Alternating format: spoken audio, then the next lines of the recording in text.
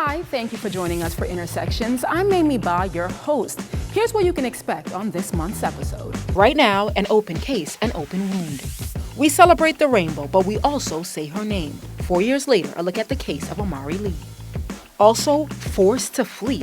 People around the world leave their homes to escape war, violence, or persecution. What is the difference between an immigrant and a refugee? The new organization answering the call to help both groups of people.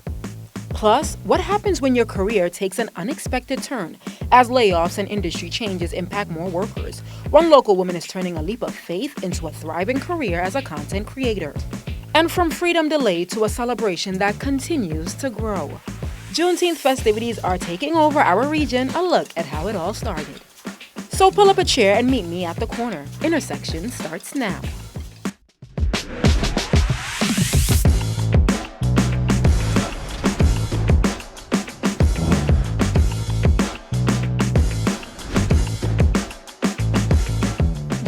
Pride Month. It's a time to celebrate, but also remember people in the LGBTQ+ community who have lost their lives in hate crimes or other violence, including a transgender woman who was found dead at an intersection in Wilkinsburg 4 years ago.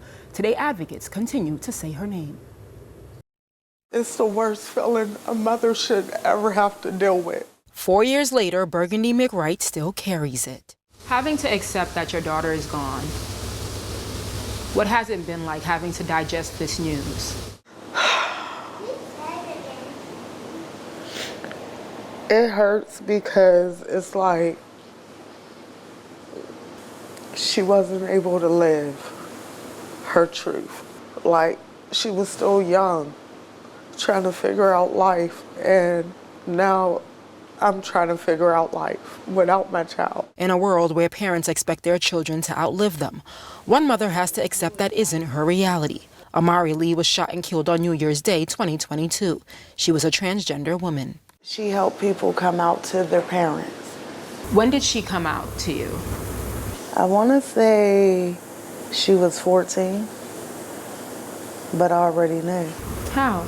I knew when my baby was 3 years old. I had to feel her. And how did you feel about it when she came out to you? I'm going to love my baby no matter what. It was my baby. Like, I wasn't going to switch up because I had her. She was my baby.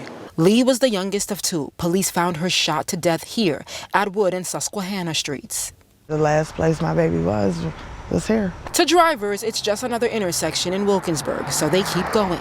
For McWright, it's different. It's where she stops. We put flowers and stuff up. How does it feel being here? When was the last time you were here? I come regular. Sometimes it's the start of my day, but I come here often. To remember, but also search for answers in a case that remains unsolved. 4 years, no closure, no charges. What has that been like for you? It hurts, especially when the detective tells you that the DA is not pressing charges.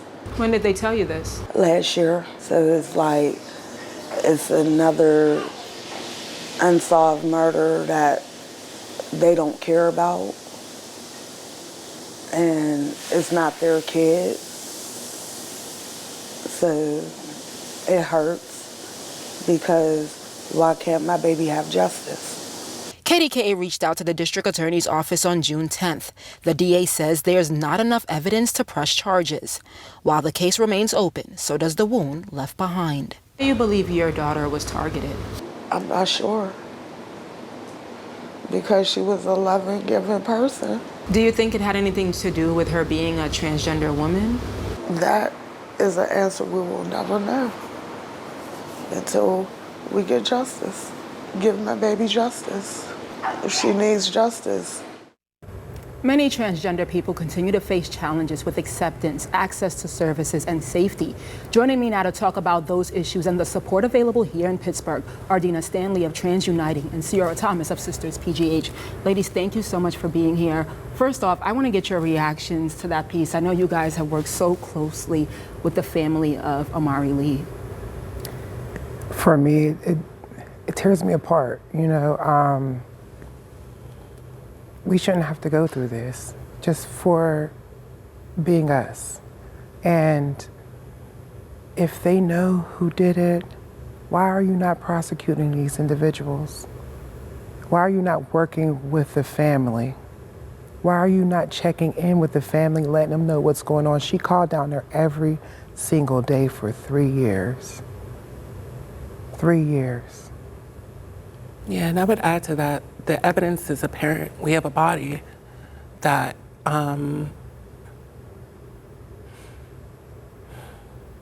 It's okay. there's a body, and that's enough evidence to prosecute and do the work to make sure that we found out who's done this. It's been many years where, and I'm sure Dean has experienced just burying people, and especially within our community. And this was one of those situations where, like Aliyah and many others, Alicia Stanley, that we've lost in community, where it seems the DA's office just doesn't care about moving forward with the prosecution. Yeah, the DA's office says it's because it's insufficient evidence. I did reach out to Allegheny County Police. They tell me that when it comes to the case, it's still open. There are still investigators on the case, and there is an additional, there's a new team, but there's an original investigator that was on the case from the very beginning. So the case is still open. It is not a case that is closed. So, I mean, what does this mean when it comes to the access to services and access to a community that is accepting? We're breaking those barriers every single day. Me and Ciara both have organizations, and we do the work in community to make sure that folks understand that we are human beings just like everyone else, and we make sure that we have resources for individuals who may not be able to access those resources anywhere else, and be able to come in and get that dignity and respect that they deserve. Yeah, and we see girls her age coming into the Stonewall in Pittsburgh every day, which makes our work even more important to have, again, these young trans women who are coming into our center to access resources and housing and the services that we offer, and to attempt to not let this be their fate. Yeah. Are you guys hoping that your stories individually, right? You, Ciara, I know you just opened Sisters PGH on Smithfield in downtown Pittsburgh. I remember at the ribbon cutting, you did say, you know, I remember when I was homeless, living in downtown Pittsburgh, and now it's a full circle moment. Are you hoping that both of your stories can inspire younger people, younger trans women? I believe that they are, because they're seeing, you know, that representation. They're seeing, you know, a person's, you know, people fighting for them, you know, for them to be safe, for them to have a space, and, you know, for someone to be their backbone, essentially, you know, how our parents are our backbones. Yeah, and I know for Pride Month we celebrate, the parades are great, but I think sometimes it's important to just pause and remember those that we lost. I mean, Amariey Lei was a young woman who knew at a very early age who she was. Absolutely, absolutely. Yeah, and she had a community that supported her. Very much so, and loved her. She was just a vivacious individual, and you know, it is so sad that she is no longer with us, but her memory and her name will live on. Yeah, and ladies, before we close this out, if there are any young children there watching that believe that, you know, they're trying to figure out their identity, what's your message to them? Go ahead, you go. My message would be that you do have representation. There are specifically Black trans women who are out here fighting the fight to make sure that we have access, to make sure that we have space. And if you're feeling alone, come down to the Stonewall Inn and see the community down there. Same. We're right on the north side. Come over to the community center. We have a pantry. We have a thrift closet. We have housing. But ultimately, just know that you are loved. You have a place. You have a home. And you have community who will stand and fight for you. Come and see us. Okay. Thank you guys both so much. Coming up, freedom in the U.S. was declared in 1863, but for some Americans, the news didn't arrive until years later. We take a look at the history behind Juneteenth and why its legacy still resonates today.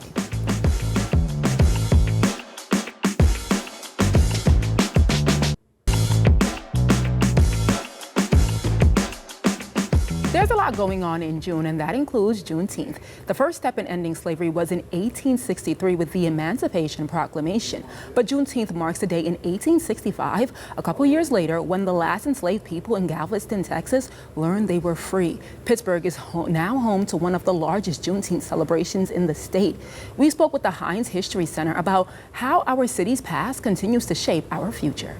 How essential is this backdrop to the story of Juneteenth and the role that Western Pennsylvania played, specifically Pittsburgh? This backdrop that we're sitting in front of shows us some of the safe houses. This backdrop represents what happens before there is a Juneteenth. The fact that enslaved individuals had no real options in order to pursue their freedom other than self-liberation. So running away, taking their freedom, and trying to find places where they could find sanctuary, or remaining in bondage, and perhaps resisting enslavement in other ways. What's the difference between Juneteenth and July 4th? Juneteenth, of course, is the combination of the words June 19th, which basically commemorates the date of June 19th, 1865, when enslaved people in Galveston, Texas actually found out that they were free for the first time. And this is significant because 2 years prior to that, in 1863, President Abraham Lincoln, of course, signs the Emancipation Proclamation, which is supposed to effectively free all enslaved individuals. However, these individuals in Texas, these enslaved people in Texas, they don't find out that they're free until June 19th. You said for at least 2 more years they were enslaved. They did not know it. They were providing free labor. How did they learn, okay, we're actually free?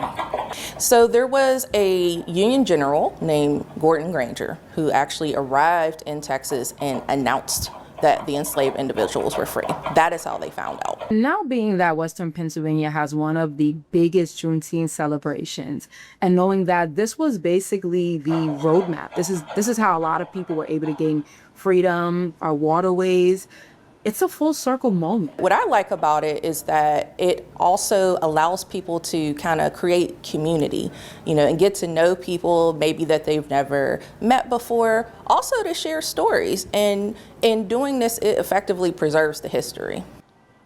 Our area's Juneteenth vendor plaza along Liberty Avenue is also a big boost for local business owners. Organizer B. Marshall said a few years ago, the event brought in 50,000 people and generated $4.2 million for the city. And one of those businesses was excited to be back this year. Andrea Jones and Dina Marie of Zakat Fragrances join us now. Ladies, thank you so much for being here. You're welcome. Thank you. Thank you. You guys have been a part of the Juneteenth celebration, you guys say, for at least 5 years now. What made you say, okay, I want to do this? Me, she's been there longer. Okay. She's the one, she said, you have to get out and do something bigger. She made me do it. Well, it's like this. The products, Zakat fragrance products, are so high quality that I thought a challenge would be in order. And a challenge well taken, I must say, because with the Juneteenth Festival, as you mentioned, it is one of the biggest festivals in Western Pennsylvania. So we can go through Juneteenth and prepare a 3-day festival, a huge festival, and be successful like we have been, then I know we can do other things. I want to talk a little bit about the name of your business, Zakat Fragrances. So I know it has a very deep meaning to you. Explain that to us. Zakat was our dog. He was our family dog. And when he passed away, that broke all of our hearts, and we were transitioning. So we named the company after him, Zakat Fragrances.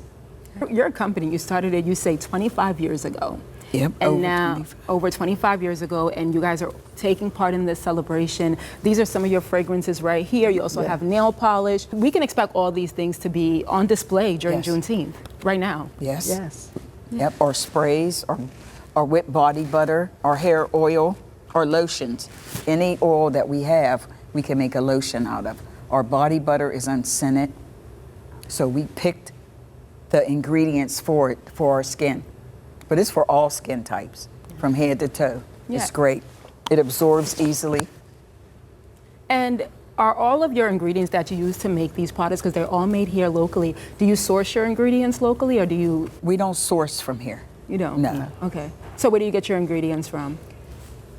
All over the country, but it's our ingredients are made in America. We do that, Yes. but there's no place here for us to get what we need. We have a lot of fragrance oils, luxury, things that most people could not even afford. But we give it to you at a price you can afford, and we give you a fun shopping environment, and I guarantee you'll come back. Yeah, and it smells good just sitting right here. I'm sure you guys are out there today for Juneteenth, and it's going to be great. Thank you guys so much for being here, you guys. If you guys want more of Zakat fragrances, just head to kdka.com and click on this story. I'm like, it smells so good. Yep. Still ahead, we're talking about the issues refugees here in Pittsburgh are battling and how the community is stepping up to help.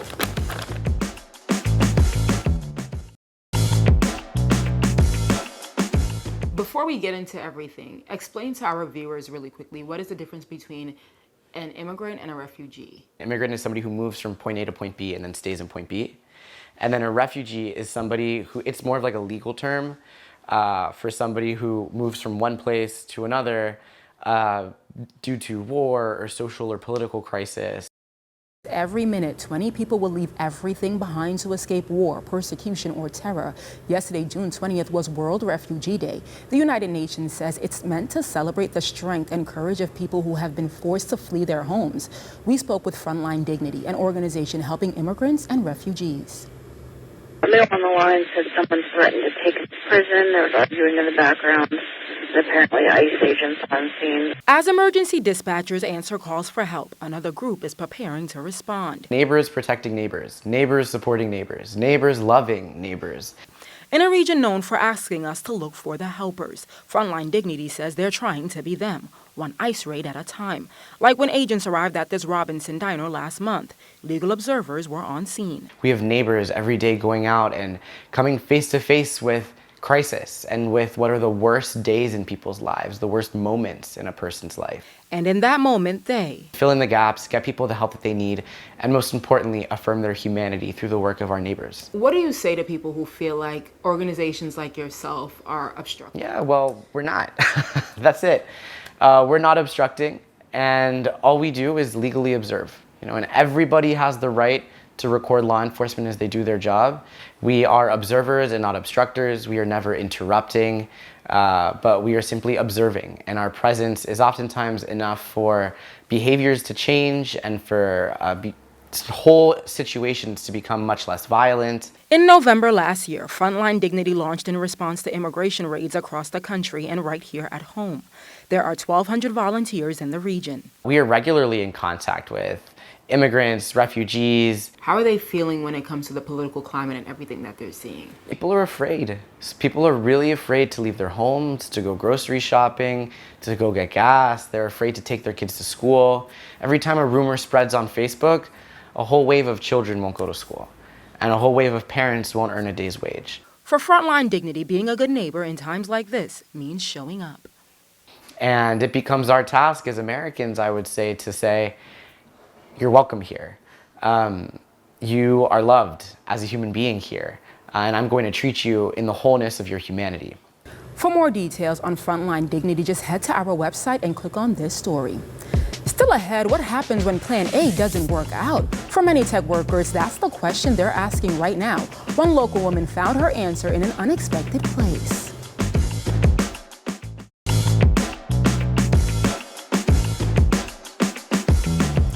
Hard to pivot to a new job, especially since it feels like the cost of just about everything continues to go up. And it turns out a lot of people working in tech are finding themselves in a new situation or industries. The Wall Street Journal is tracking layoff reports so far this year. They say tech is getting hit hard. More than 123,000 employees so far this year have been let go. The Wall Street Journal says that's up 66% over the same period in 2025. But one local woman is now finding her stride after taking a leap of faith into the world of influencing and content creation. Joining me now to discuss how she's thriving is Nicole Young. Nicole, thank you so much for being here. Thank you for having me. You are on Instagram, you're on YouTube, you're on TikTok. Describe your content to us. Yeah, so I make content for people who are really interested in leveraging tech in practical ways and also looking to find ways to monetize a social media presence. Yeah. Yeah. How did you say, okay, there's a need in the market for this, there's not a lot of content creators that are doing this, I'm going to do this? Yeah, I just have a really big passion for tech. Being that I was in the tech industry, I actually, when I pivoted into technology, I used content creation to kind of build a community around myself when I didn't find a lot of people who looked like me here when I was trying to find a job and things of that nature. So I just love to do it. And for me, if I'm gonna do anything, I wanna be able to enjoy it. And social media has allowed me to kind of really dive into the passions that I have around AI and technology. Yeah, it's been months since you've been laid off. Do you think now you were able to just focus on your content? Yeah, it really has been something I've always wanted to do. So this felt like a window of opportunity more than a shut door to be able to just dive all in and give it my all, you know. Great. And what's your message to people that want to do what you're doing and grow their following? Just do it. I would say that social media, it's free to get on there and to start creating content, and the visibility that you get from it allows you to attract the opportunities that you might have always wanted to do. It allows you to bring in the ability to monetize what you're doing, and it can provide so many opportunities that you might not even be thinking of right now. Great. You seem very happy and fulfilled. Yes. Great advice. Thank you so much for being here. And now for our neighborhood highlights, shining a spotlight on great things happening in our region. Happy 5-year anniversary to the NAACP Coriopolis. It was chartered February 20th, 2021. Last Wednesday, the Freedom Fund Banquet marked the occasion and also to raise money. Pittsburgh Promise, with the help of Macy's, is outfitting students for career success. The organization received a $10,000 grant from the retailer. Pittsburgh Promise scholarship recipients were welcomed to Macy's Ross Park Mall nearly 2 weeks ago for a Dress to Impress event to provide them with professional wardrobes. They weren't alone. Demetria Bocella, a fashionista, helped them pick out pieces. And we all dance, but can you do it in heels? Heels dance classes, which combine the artistry of dance with the challenge of moving in high heels, are experiencing a surge in popularity. There's a class for beginners happening Thursday in McKees Rocks. And now for our neighborhood highlights, shining a spotlight on great things happening in our region. Before we go, I want to give a special happy Father's Day to my dad and all the dads out there. Also the dad of my producer, Unique Miles. Take a look at that. Oh my God, they look so sharp. Happy Father's Day to all the fathers out there. We appreciate you for all you do. Thank you for watching. We'll see you next time on Intersections.